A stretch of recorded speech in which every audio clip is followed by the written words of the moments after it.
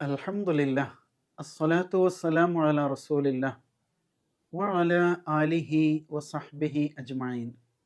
സ്നേഹനിധികളായ മക്കളെ, അസ്സലാമു അലൈക്കും വറഹ്മത്തുള്ളാഹ്. ഇന്നത്തെ ക്യൂ സ്പോട്ടിലേക്ക് എല്ലാവർക്കും ഹൃദ്യമായ സ്വാഗതം. ഇന്ന് അറേബ്യയിലെ പുരാതനമായ ഒരു ഗോത്രവുമായി ബന്ധപ്പെട്ടുകൊണ്ടുള്ള സൂറയാണ് നാം പഠിക്കാൻ പോകുന്നത്. സൂറത്തു ഖുറൈശ് വിശുദ്ധ ഖുർആനിലെ 106 അധ്യായമാണ് സൂറത്തു ഖുറൈശ്. സൂറത്തു ഖുറൈശ് നബി സല്ലല്ലാഹു അലൈഹി വസല്ലമയുടെ മക്ക ജീവിത കാലഘട്ടത്തിലാണ് അവതരിച്ചത്. സൂറത്തു ഖുറൈശിൽ ആകെ എത്ര സൂക്തങ്ങളുണ്ട്? 4 സൂക്തങ്ങളാണ് അല്ലേ? നിങ്ങളുടെ മുമ്പിലുള്ള ഖുർആനിൽ ശ്രദ്ധിക്കുക.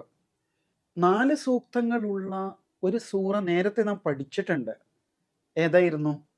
സൂറത്തുൽ ഇഖ്ലാസ് ആണ് ആ സൂറ. സൂറത്തു ഖുറൈശ് അതിൻ്റെ പേര് കൊണ്ട് തന്നെ വേറിട്ട് നിൽക്കുന്നുണ്ട്. ഒരു സമൂഹത്തെ സൂചിപ്പിക്കുന്ന പേരാണ് ഖുറൈശ് എന്നുള്ളത്. വിശുദ്ധ ഖുർആനിൽ വേറെ ഏതെങ്കിലും സമൂഹത്തെ സൂചിപ്പിക്കുന്ന പേര് വന്നിട്ടുണ്ടാവും? ഒന്ന് പരിശോധിച്ച് നോക്കാവുന്നതാണ്. ഖുർആനിൽ സൂറത്തുൽ ഹിജ്ർ എന്നൊരു സൂറയുണ്ട്. അത് സമൂദ് ഗോത്രവുമായി ബന്ധപ്പെട്ടാണ് ആ പേര് വന്നത്. അവരുടെ ശരിയായ പേരല്ല, ഒരു സൂചന മാത്രം. ഇതേപോലെ സൂറത്തു സബ ഉണ്ട്. അറേബ്യയിലെ അതിപുരാതനമായ ഒരു വംശമാണ് അവര്.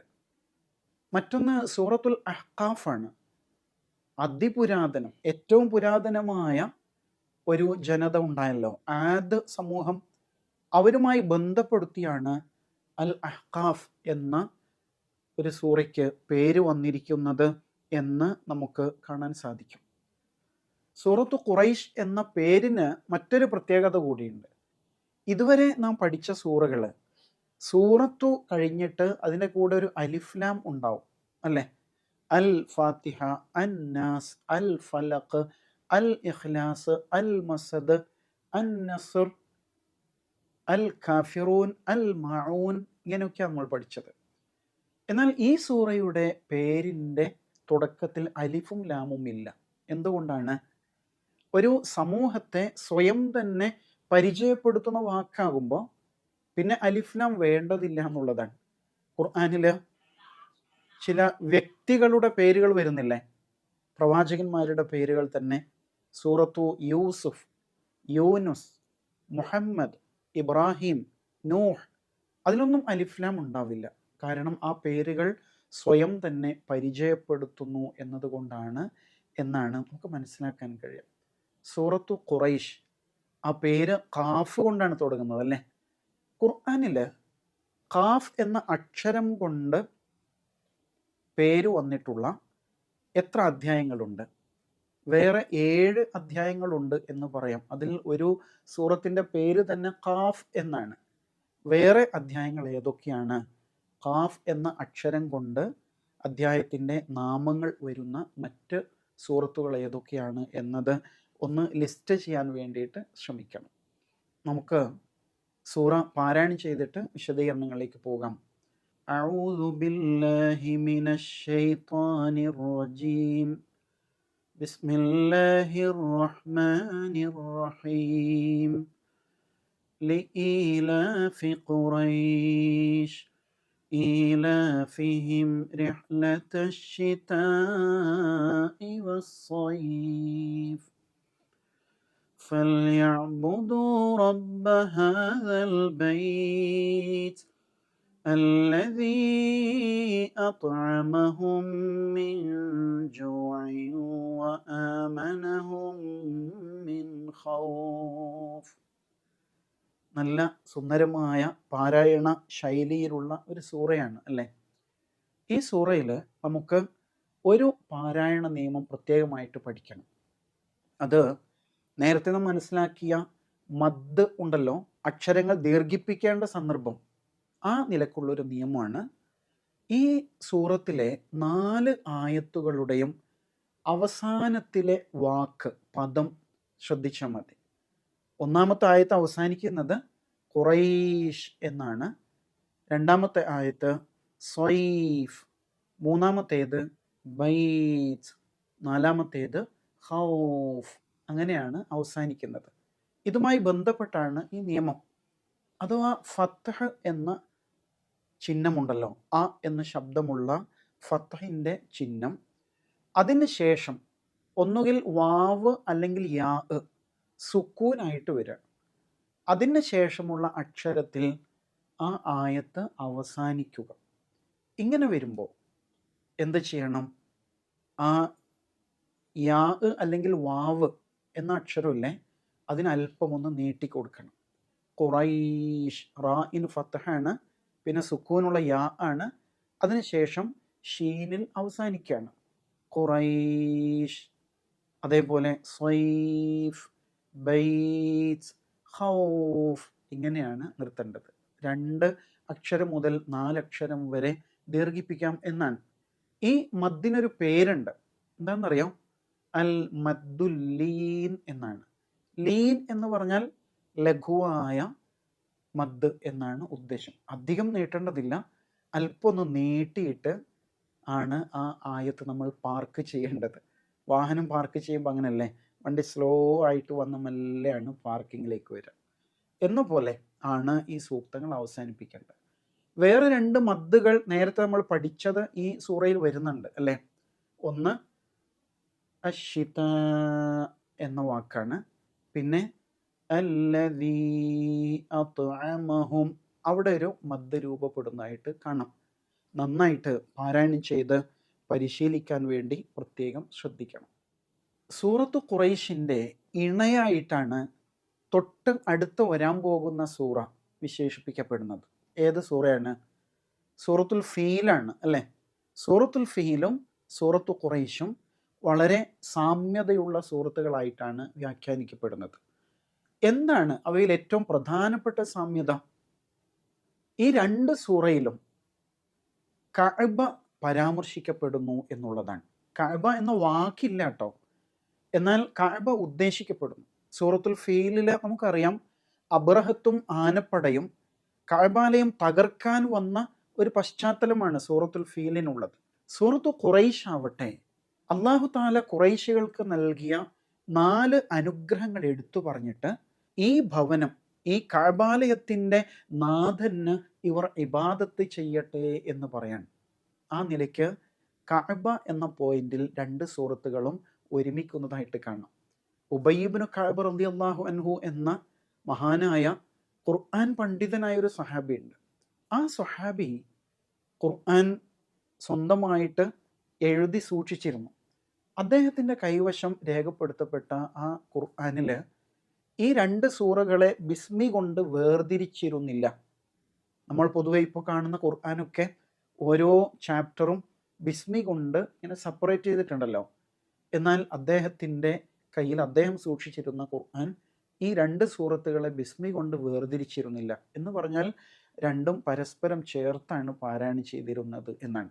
ഉമർ റളിയല്ലാഹു അൻഹു ചിലപ്പോൾ നമസ്കാരത്തിൽ ഒരു റക്അത്തിൽ തന്നെ സൂറത്തുൽ ഫാത്തിഹയ്ക്ക് ശേഷം ആദ്യം അൽ ഫീൽ ഓതും, അതിൻ്റെ കൂടെ തന്നെ സൂറത്തു ഖുറൈശും ഓതാറുണ്ടായിരുന്നു. അത്രമേൽ പരസ്പര ബന്ധമുള്ളത് കൊണ്ടാണ്. എന്നാൽ നമ്മുടെ കൈവശം ഇപ്പോഴുള്ള ഖുർആനിൽ നമുക്കറിയാം ബിസ്മി കൊണ്ട് വേർതിരിച്ചിട്ടുണ്ട്. 2 സൂറകളായിട്ട് തന്നെയാണ് ഗണിക്കപ്പെടുന്നത്, എന്നാലും പരസ്പര ബന്ധമുണ്ട് എന്ന് നമുക്ക് തീർച്ചയായിട്ടും മനസ്സിലാക്കാൻ കഴിയും.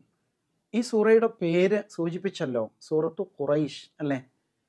അറേബ്യയിലെ ഏറെ പ്രസിദ്ധമായ ശക്തരായ ഒരു ഗോത്രത്തിൻ്റെ പേരാണത്. ഈ ഗോത്രത്തിൻ്റെ പേര് കേൾക്കുമ്പോൾ നമ്മുടെ മനസ്സിൽ ഓടിയെത്തുന്ന വേറൊരു കാര്യമുണ്ട്. റസൂൽ സല്ലല്ലാഹു അലൈഹി വസല്ലമയെ ബന്ധപ്പെട്ടാണ് അല്ലേ.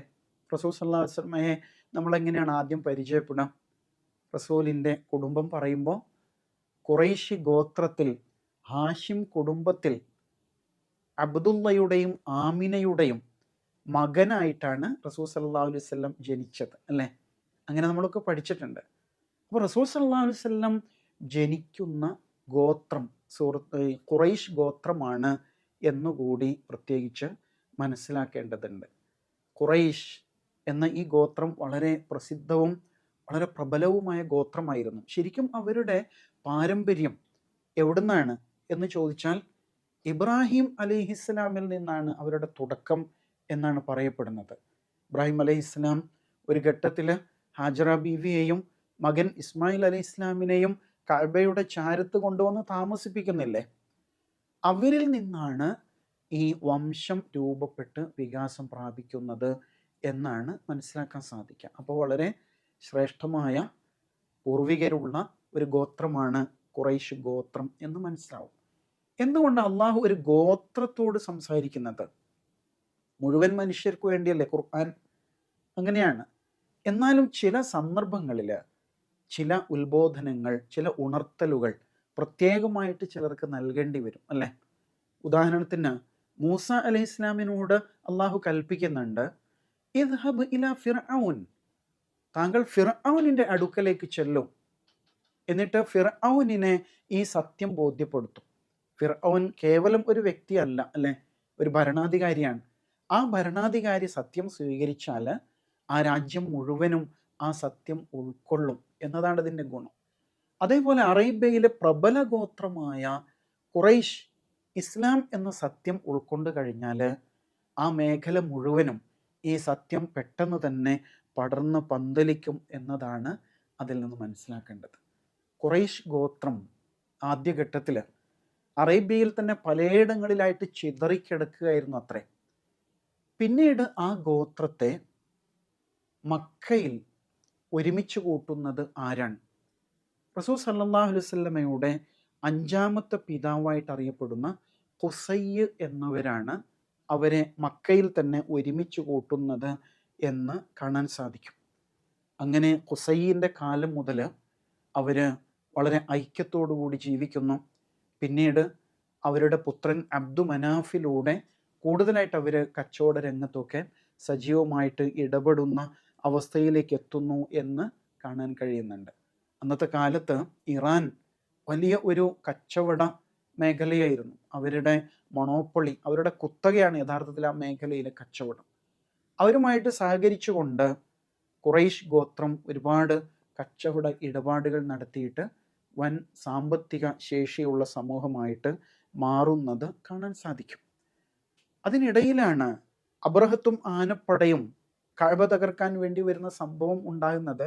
അത് അടുത്ത സൂറയിലാണ് നമ്മൾ പഠിക്കാൻ പോകുന്നത് ഇൻഷാ അല്ലാഹ്. അപ്പോൾ ഖുറൈശ് ഗോത്രം വളരെ ശക്തരായിട്ട് വളർന്നു വന്നു എന്ന് മനസ്സിലാകുന്നു. നബി സല്ലല്ലാഹു അലൈഹി വസല്ലമയുടെ വാപ്പമാരെ കുറിച്ച് പറഞ്ഞല്ലോ. വാപ്പ അബ്ദുള്ളയാണെന്ന് നമുക്കറിയാം, വലിയപ്പ അബ്ദുൽ മുത്തലിബിനെ നമുക്കറിയാം, 5ാമത്തെ പിതാവാണ് ഖുസയ്യ് എന്ന് പറഞ്ഞു. അതേപോലെ അതിനുശേഷം വരുന്ന മറ്റൊരു വാപ്പയാണ് അബ്ദു മനാഫ്. ഈ വാപ്പമാരുടെ പേരുകൾ പഠിച്ചു വെക്കുന്നത് നല്ലതാണ്. പണ്ടൊക്കെ മദ്രസകളിൽ വാപ്പമാരുടെ 20 വാപ്പമാരുടെ പേരുകളൊക്കെ ഉൾക്കൊള്ളുന്ന ഒരു കവിത പഠിപ്പിക്കാറുണ്ടായിരുന്നു. നമുക്കത് പഠിക്കാൻ വേണ്ടിയിട്ടൊന്ന് ശ്രമിച്ചു നോക്കാം.